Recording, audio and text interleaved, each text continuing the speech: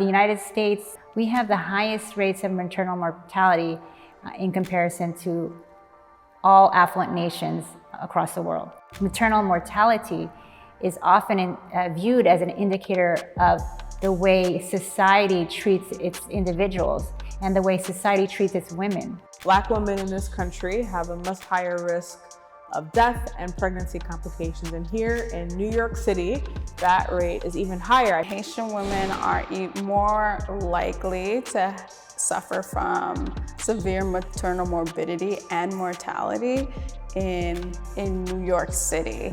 And the rate of severe maternal morbidity is almost 4 times higher than the national rate overall. And many things go into that. Do women and family have the healthy grocery stores? Do they have transportation that's nearby?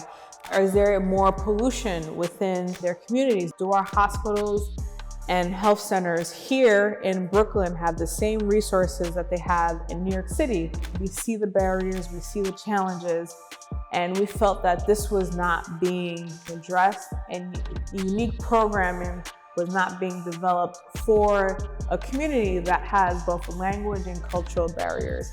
And it seems like sometimes Haitian women can be forgotten in the healthcare system just because Haitian Creole is not a language that has been accounted for, even though there is a sizable Haitian population. And that's the reason why we started the Haitian Women's Birth Equity Initiative.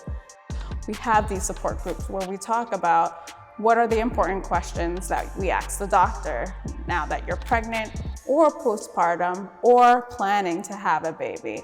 What should you ask?